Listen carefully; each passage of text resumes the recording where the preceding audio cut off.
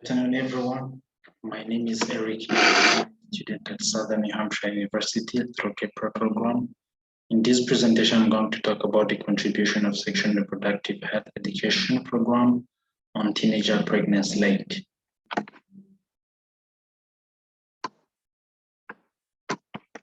Okay, the outline is crude motivation, problem statement, the hypothesis and objective, population, sample size, sampling strategy, presentation of the key findings, the problem identified, and the practical solutions.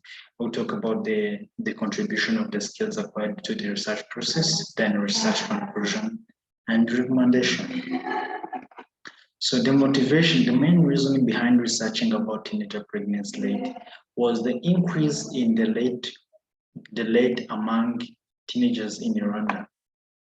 For instance, I was also willing to provide the importance of providing or accessing the sexual and reproductive health information to young ladies to minimize the ED pregnancy. So also, I was also motivated due to the lack of accessibility to reproductive health. Then after, I was willing to eliminate the Pharisees and beliefs about conversing sexual education, where Rwandan society believes that conversing the sexual education in Rwanda is taken as something unmannerly. Then the problem statement in Rwanda, teenager pregnancy is a critical problem that is on the rise and worrisome. For instance, the teenager pregnancy rate in Rwanda, based on DHC information in 2015, it has amplified from 6.1% in 2010 to 7.3% in 2015. This is something worrisome. So, besides 49.6% of adolescent mothers had their first pregnancy between the age of 12 to 17. So, the main cause of ED pregnancy is the lack of access to sexual and reproductive health information, which cause different problems when the teens already get pregnant. For instance, they opt out from the school. There is an increase in the stigma and destruction of their future. Then the hypothesis of my research was the sexual and reproductive health education programs leads to the reduction of teenager pregnancy rate. In this research or this study, the general objective was to measure the impact of providing a sexual and reproductive health education program on a reduction of teenager pregnancy rate. So it was structured into 4 specific objectives. That the first one is to access the attitudes and challenge of teenager on awareness education program. The second one was to determine the prevalence of teenager pregnancy among girls less than 19 years old.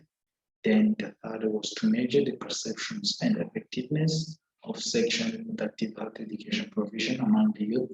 The last one is to suggest a recommendation for sexual and reproductive health education program on teenager pregnancy rate. Then the sample population of my research.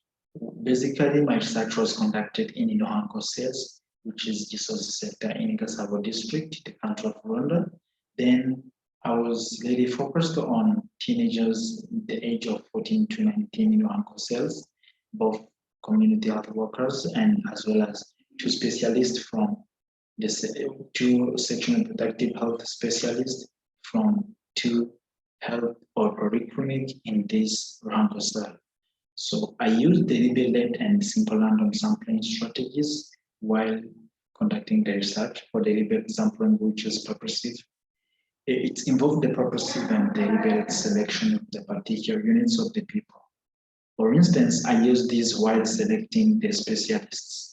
Then simple random sampling is the random selected subset of the population.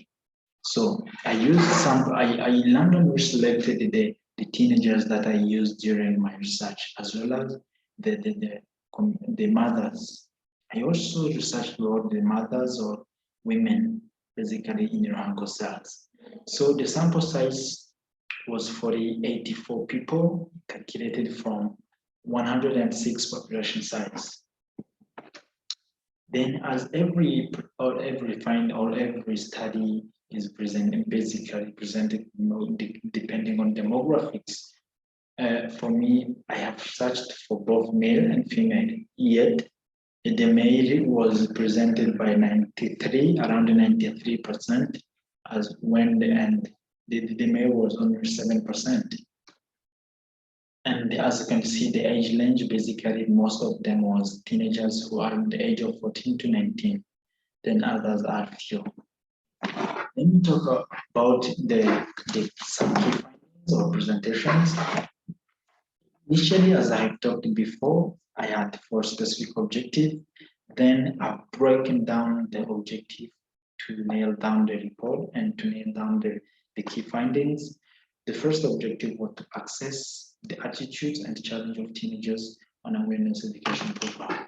So then I was trying to reveal out the respondents' comfortability speaking with other people about sexual health. During my research, I've seen that around 55 or around 52 of the respondents, 52 out of 84 are not comfortable conversing about sexual health. Then 20 among them are moderately comfortable.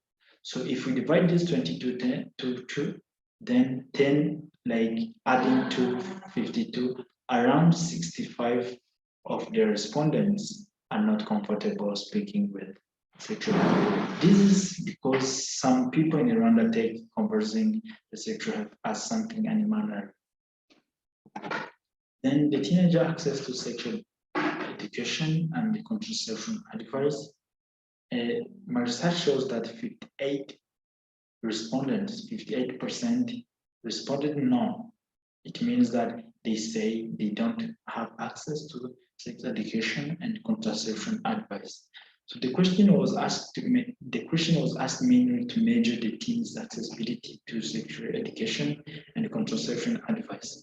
And I have said before, then a great number of respondents, which is like 58, then plus those 24% who said they sometimes access it, which bring to 72%.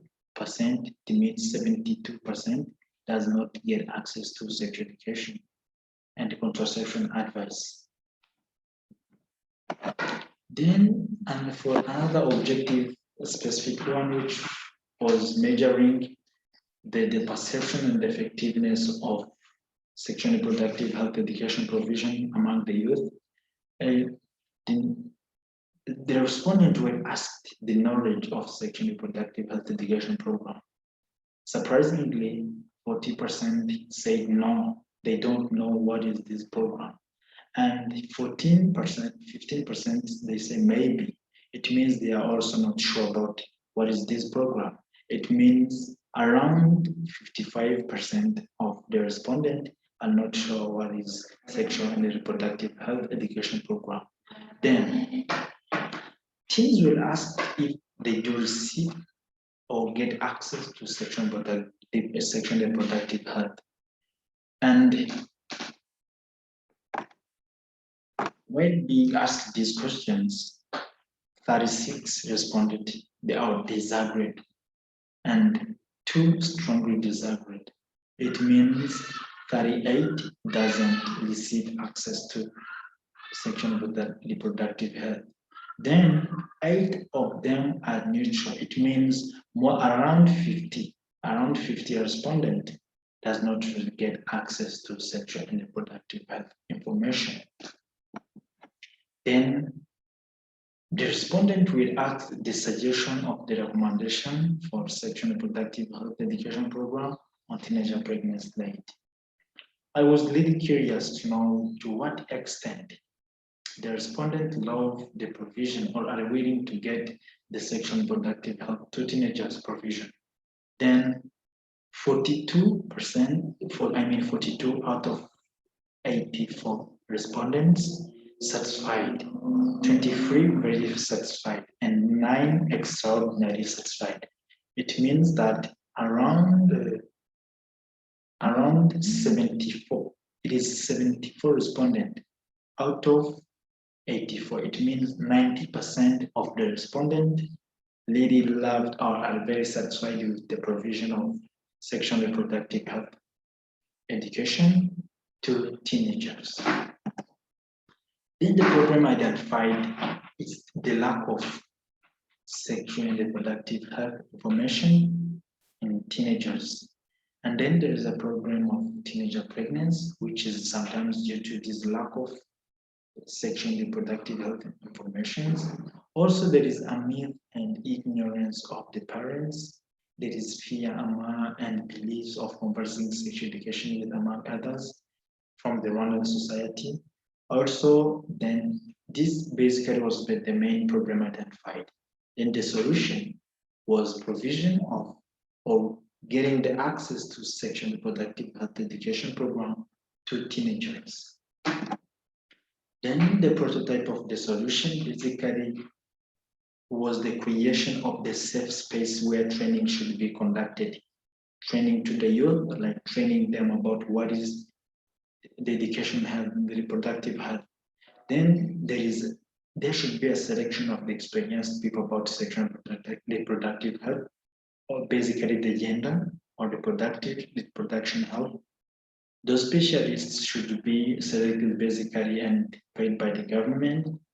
Then there should be an outreach in the community to encourage youngsters attend the training, then establishment of the training and the sessions to the training. Then after the youth should be access this program, then they will improve their sexual and reproductive health well-being. After that, there should be a conduction of regular follow-up with teenagers by the community health workers. The contribution of the skills acquired to the research process, first of all, there is a communication skills. During the research, I was able to apply these skills because I regularly converse and talk with different peoples around the community, and as well as while conducting the physical one-to-one research, I use these communication skills.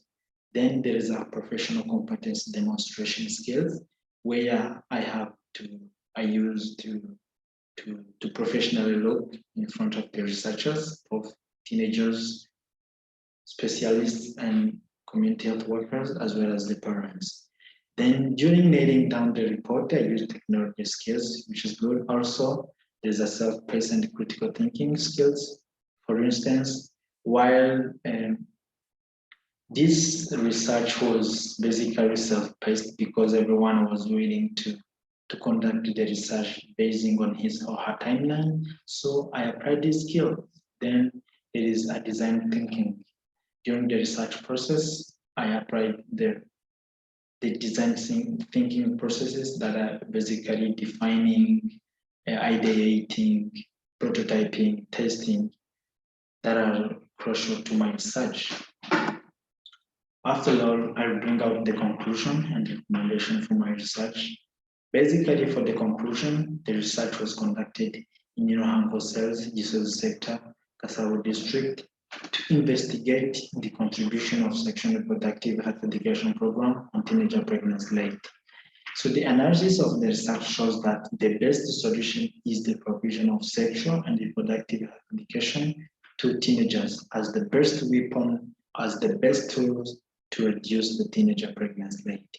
Then the recommendation was basically for different kinds: the government, parents, teenagers, and the future researchers. First of all, for the government, they should implement the safe space where teenagers should be trained about sexual and reproductive health. Next, to the parent, they should regularly talk with their kids or children, youngsters, about the reproductive health and about the way they can prevent from getting pregnant, getting pregnant. Then after, the teenagers should also protect themselves from having unprotected sexual intercourse or willing to get the information about the reproductive health. Then the future researcher should analyze and measure the effectiveness of this program, which is sexual and reproductive health education provision. Then that was my research. Thank you so much for your attention. I was really glad to have you in this presentation. I hope it was really helpful. Thank you so much.